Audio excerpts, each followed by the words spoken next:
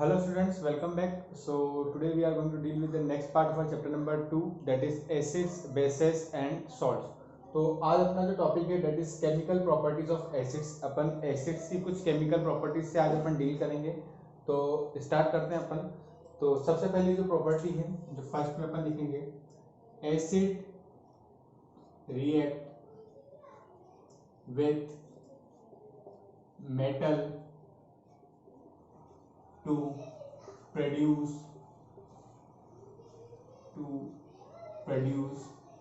salt and hydrogen gas. ठीक है, acids क्या करते हैं, जब मेटल के साथ रिएक्ट करते हैं तो वो सॉल्ट और हाइड्रोजन गैस को क्या करते हैं, प्रोड्यूस करते हैं.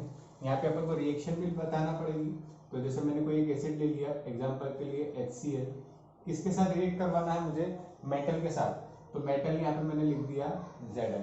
ठीक है, तो इन दोनों के बीच में जब रिएक्शन होगी तो क्या प्रोड्यूस होगा अपना, एक सॉल्ट दैट इज ZnCl2, और यहाँ से हाइड्रोजन गैस क्या हो जाएगी, लिबरेट हो जाएगी.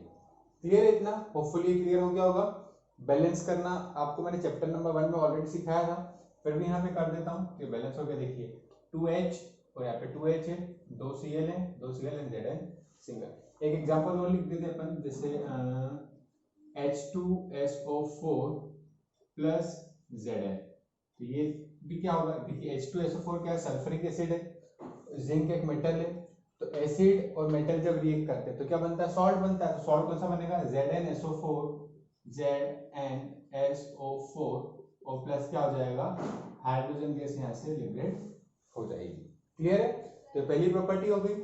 सेकेंड देखते हैं अपन, acids reacts with base to form salt and water. ठीक है, एसिड क्या करते हैं, जब बेस के साथ रिएक्ट करते हैं तो सॉल्ट एंड वाटर क्या होता है, फॉर्म होता है. एग्जांपल देखते हैं अपन, जैसे मैंने एग्जांपल लिया HCl. ठीक है, इसकी एक बेस के साथ रिएक्शन करा देते हैं, एग्जांपल NaOH. ठीक है, तो HCl और NaOH जब रिएक्ट करेंगे तो क्या फॉर्म होगा अपने पास, एक सॉल्ट फॉर्म होगा दैट इज NaCl. क्लियरली यहाँ पे विजिबल हो रहा है, तो NaCl प्लस वाटर मतलब H2O यहाँ पे फॉर्म होगा.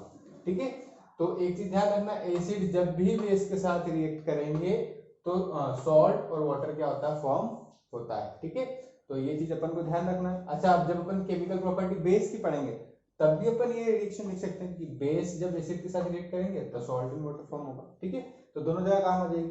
अच्छा, ये जो रिएक्शन होती है that is acid reacts with base to form salt and water, इसको अपन न्यूट्रलाइजेशन रिएक्शन भी कहते हैं. ठीक है, तो पूछा जा सकता है व्हाट इज न्यूट्रलाइजेशन रिएक्शन. ठीक है, the reaction in which acid and base react with each other. Acid और बेस क्या करते हैं, एक दूसरे रिएक्ट करते हैं to form salt and water. Salt और वाटर फॉर्म करने के लिए इज कॉल्ड न्यूट्रलाइजेशन रिएक्शन, और ये उसका एक एग्जांपल हो गया. ठीक है, तो नेक्स्ट है अपने पास. अच्छा, हमेशा एक चीज ध्यान रखना, एसिड जब भी बेस के साथ रिएक्ट करेगा सॉल्ट तो बनेगा ही बनेगा. ठीक है, सॉल्ट जब भी बना मतलब क्या है, सॉल्ट बना मतलब एसिड ने बेस के साथ क्या किया है, रिएक्ट किया. अब acids reacts with metal oxides to form salt and water. ठीक है, एसिड जब मेटल ऑक्साइड के साथ रिएक्ट करता है सॉल्ट एंड वाटर प्रोड्यूस होगा. तो अपन एग्जांपल देखते हैं, एसिड तो मैंने HCl ही ले लिया. ठीक है, अब मेटल ऑक्साइड लेना है तो मेटल एक सोडियम मेटल होता है, इसका ऑक्साइड ले लेते हैं. तो Na2O, यस, क्या हो गया, सोडियम ऑक्साइड.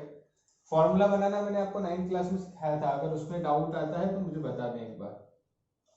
ठीक है, तो HCl एक एसिड हो गया, सोडियम ऑक्साइड के साथ इसने जब रिएक्ट किया तो क्या बनेगा, सॉल्ट बनेगा. तो सॉल्ट कौन सा बनेगा, क्लियरली विजिबल है NaCl, और वाटर यहाँ पे प्रोड्यूस होगा. आया समझ में? तो यहाँ पर देख सकते हैं अपन HCl था, एक मेटल ऑक्साइड के साथ रिएक्ट किया इसने, तो क्या बना अपना, एक सॉल्ट प्रोड्यूस हुआ और एक वाटर यहाँ पे अपना फॉर्म हुआ। अच्छा इसको अपन बैलेंस कर देते हैं, Na यहाँ पर 2 है तो यहाँ पे Na2 कर दिया, Cl अब 2 हो गए तो यहाँ पे भी 2HCl कर दिया। तो देखिए 2H और 2H, ऑक्सीजन यहाँ पे कितने हैं, एक ही, और यहाँ पे भी एक ही। ठीक है, तो ये अपना हो गया थर्ड वाली प्रॉपर्टी। अच्छा इसमें एक चीज और पूछी जाती है कि ये जो what is the nature of the metal oxide, metal oxide का जो है वो नेचर क्या है। अब अपन से केमिस्ट्री में कभी भी नेचर पूछा जाता है तो नेचर का मतलब होता है कि वो केमिकल एसिडिक है, बेसिक है या न्यूट्रल है। ठीक है, जैसे अपन ने चैप्टर पढ़ा था कौन सा वाला, 10th वाला लाइट वाला, उसमें अपन से लेंस के नेचर के बारे में पूछा जाता था कि लेंस का कैसा नेचर है। तो लेंस का नेचर का मतलब अपन को क्या बताना था कि वो कन्वर्जिंग है, डाइवर्जिंग है ना, मतलब कि वो कॉन्वेक्स है या कॉन्केव है, वो बताना था। अब अगर यहाँ पे अपन से केमिस्ट्री में पूछा जाता है नेचर के बारे में, तो यहाँ पे नेचर का मतलब क्या है कि एसिडिक है, बेसिक है या न्यूट्रल है। ठीक है, नेचर का मतलब केमिस्ट्री में यही होता है। तो यहाँ पे जो मेटल ऑक्साइड है, मेटल ऑक्साइड का अपन से नेचर पूछा जाता है, what is the nature of the metal oxide. अब यहाँ पे अपन देखते हैं कि देखो अपन ने जो सेकंड वाली रिएक्शन देखी, इसमें अपन ने क्या देखा कि एसिड और बेस जब रिएक्ट करते हैं तो सॉल्ट एंड वाटर फॉर्म होता है हमेशा। एसिड और बेस जब भी रिएक्ट करेंगे तो सॉल्ट और वाटर फॉर्म होगा। तो यहाँ पर भी अपन देखते हैं, यहाँ पे भी फॉर्म तो क्या हुआ है, salt and water he form हुआ है, प्रोड्यूस तो यहाँ पे भी सॉल्ट एंड वाटर ही हुआ है ना। रिएक्ट किसने किया, एसिड ने, ये एसिड था, मतलब कहीं ना कहीं इसका नेचर बेसिक होगा तभी तो सॉल्ट एंड वाटर फॉर्म हुआ है, इसका नेचर कैसा होगा, बेसिक होगा। तो यहाँ पे चीज ध्यान रखना कि जो मेटल ऑक्साइड्स रहते हैं, metal oxides are basic in nature, metal oxides कैसे रहते हैं नेचर में, बेसिक रहते हैं। ठीक है, ये पूछा जाता है कि what is the nature of the metal oxides. ठीक है, एक नंबर का क्वेश्चन है तो क्या होगा, they are basic in nature. तो ये तो अपने पास 3 रिएक्शंस हो गई। नेक्स्ट देखते हैं अपन, नेक्स्ट क्या है, फोर्थ,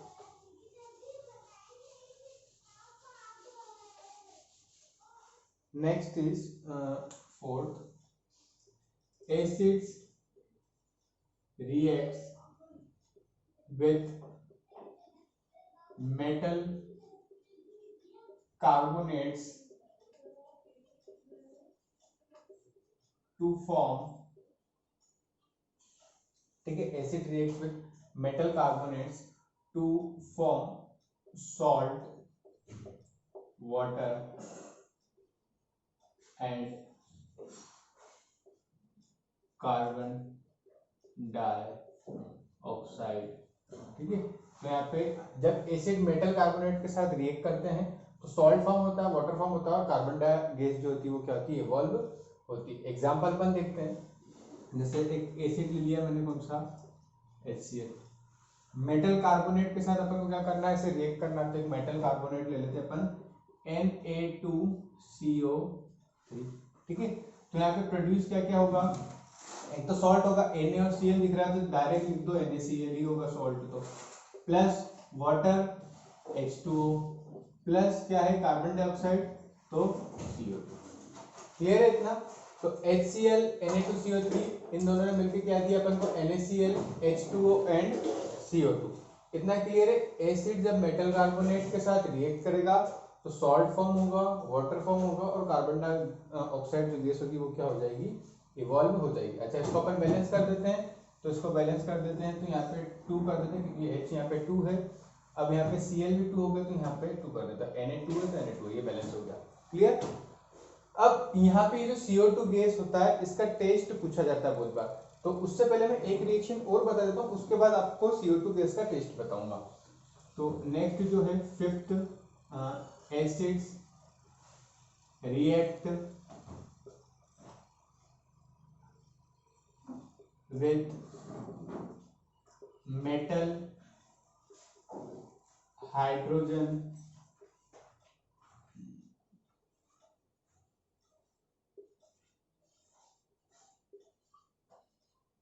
कार्बोनेट, ठीक है। मेटल हाइड्रोजन कार्बोनेट को अपन और क्या बोलते हैं, मेटल बायकार्बोनेट, मेटल बायकार्बोनेट भी बोलते हैं अपन मेटल हाइड्रोजन कार्बोनेट को। ठीक है, तो एसिड जब मेटल हाइड्रोजन कार्बोनेट या मेटल बाइकार्बोनेट के साथ रिएक्ट करते हैं तो ये क्या फॉर्म करते हैं, टू फॉर्म सेम चीजें यहाँ पे भी, salt, water and carbon dioxide. ठीक है, यहाँ पे भी वो तीनों चीजें फॉर्म होगी। तो अपन इसकी भी रिएक्शन लिख देते हैं, जैसे मैंने एसिड तो HCl ले लो। अब क्या है, मेटल हाइड्रोजन कार्बोनेट, तो कैसे लिखेंगे, NaHCO3, ये मेटल हाइड्रोजन कार्बोनेट। तो ये जब रिएक्ट करते हैं तो क्या बनाते हैं, एक तो सॉल्ट बनेगा, Na दिख रहा है, Cl दिख रहा है, तो NaCl, प्लस वाटर तो वाटर, और प्लस कार्बन डाइऑक्साइड तो कार्बन डाइऑक्साइड। क्लियर है। ये दोनों रिएक्शन जब पूछी जाती है ना, कि मेटल कार्बोनेट और मेटल हाइड्रोजन कार्बोनेट के साथ रिएक्ट करते हैं तो वहां पे गैस इवॉल्व होती है। पहले तो ये बताओ कि वो गैस कौन सी होती है, तो अपन को बताना कि गैस कौन सी इवॉल्व हुई, कार्बन डाइऑक्साइड गैस इवॉल्व हुई। अब ये जो कार्बन डाइऑक्साइड गैस इवॉल्व हुई है दोनों वाले केस में, इन कार्बन डाइऑक्साइड गैस की आप प्रेजेंस कैसे चेक करोगे, तो इस कार्बन डाइऑक्साइड गैस की प्रेजेंस चेक करना बताता हूं मैं। ठीक है, carbon dioxide produced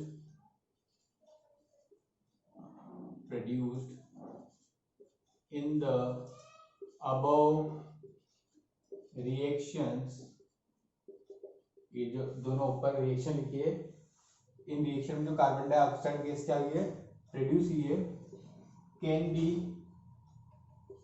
can be tested by passing it through lime water। ठीक है, अब ये जो यहाँ पे कार्बन डाइऑक्साइड गैस प्रोड्यूस हुई है दोनों जगह पर, इसको अपन टेस्ट कैसे करेंगे, मतलब कैसे पहचानेंगे कि कार्बन डाइऑक्साइड गैस ही बाहर निकली है। तो उस कार्बन डाइऑक्साइड गैस को अपन क्या करेंगे, लाइम वाटर से पास करेंगे। ठीक है, और ये जो लाइम वाटर है वो क्या में कन्वर्ट हो जाएगा, इट विल टर्न मिल्की। वो कौन से कलर में हो जाएगा, मिल्की कलर में कन्वर्ट हो जाएगा, टर्न हो जाएगा। पहले क्या था, पहले वो कलरलेस था, एकदम ट्रांसपेरेंट था। ठीक है, जो लाइम वाटर था पहले कैसा था, ट्रांसपेरेंट था, लेकिन जैसे ही अपन ने क्या किया, वहां से कार्बन डाइऑक्साइड गैस पास की तो उसका कलर कैसा हो जाएगा, इट विल टर्न मिल्की। और इसकी जो रिएक्शन है, इसकी रिएक्शन भी लिख देता हूं मैं, जैसे यहाँ पे अपन CaOH ट्वाइस, ठीक है, एक्वस फॉर्म में ले रहे हैं, तो ये हो गया अपना लाइम वाटर। और इससे अपन क्या पास करेंगे, इससे अपन कार्बन डाइऑक्साइड गैस को पास कर रहे हैं। ठीक है, CO2 को पास कर रहे हैं, तो यहाँ पे क्या बनेगा, यहाँ पे प्रिपेयर होगा आपका CaCO3, that is calcium carbonate. ठीक है, और यहाँ से वाटर क्या हो जाएगा, अलग हो जाएगा। और ये जो कैल्शियम कार्बोनेट है, इट इज कैल्शियम कार्बोनेट, यहाँ लिख देता हूं मैं, कैल्शियम कार्बोनेट। अब ये जो कैल्शियम कार्बोनेट है, ठीक है, ये क्या है, व्हाइट प्रेसिपिटेट के फॉर्म में होगा। किसके फॉर्म में होगा, व्हाइट प्रेसिपिटेट के फॉर्म में होगा। और इस व्हाइट प्रेसिपिटेट की वजह से ही क्या होगा, वो जो अपना लाइम वाटर है अपन को कैसा दिखेगा, मिल्की दिखेगा। आया समझ में कि सबसे पहले तो अपन ने देखा कि मेटल कार्बोनेट और मेटल हाइड्रोजन कार्बोनेट जब एसिड से रिएक्ट करते हैं तो क्या बनता है, सॉल्ट, वाटर और कार्बन डाइऑक्साइड। अब जो कार्बन डाइऑक्साइड गैस यहाँ पे प्रोड्यूस हुई है उसको टेस्ट कैसे करना है, उसको टेस्ट करने के लिए अपन क्या करेंगे, उस कार्बन डाइऑक्साइड गैस को लाइम वाटर से पास करेंगे। जब लाइम वाटर से पास करेंगे तो वो कार्बन कन्वर्ट हो जाएगा मिल्की, और उसकी रिएक्शन मैंने यहाँ लिख दी, ये आप देख सकते हैं कि यहाँ पे इस तरीके से पास हो गया। अब इसमें एक चीज और पूछी जाती है, वो भी मैं यहाँ लिख देता हूं कि अपन देखिए, अपन क्या कर रहे हैं कि जो लाइम वाटर था उससे अपन ने CO2 गैस पास की तो कन्वर्ट हो गया मिल्की में। लेकिन अपन अगर एक्सेस CO2 गैस पास करते हैं, ठीक है, when excess CO2 is passed, जब एक्सेस में अपन CO2 को क्या कर रहे हैं, पास कर रहे हैं, तो फॉलोइंग रिएक्शन होगी, the following reaction takes place. कौन सी रिएक्शन होगी वो भी अपन देख लेते। देखिए ये तो अपने पास था ही, CaCO3 प्लस H2O, ठीक है, और अपन ने एक्सेस CO2 पास किया तो क्या हो जाएगा CO2। तो यहाँ पे जो रिएक्शन होगी वो क्या होगी CaHCO3 होल ट्वाइस। ठीक है, और ये क्या है, ये जो सब्सटेंस होता है इसको अपन क्या कर, ये होता है सॉल्युबल इन वाटर। ये जो पास हुआ ये क्या होता है वाटर में सॉल्युबल होता है, वाटर में सॉल्युबल होता है इसलिए वापस ये काय में कन्वर्ट हो जाएगी, वापस ट्रांसपेरेंट हो जाएगा।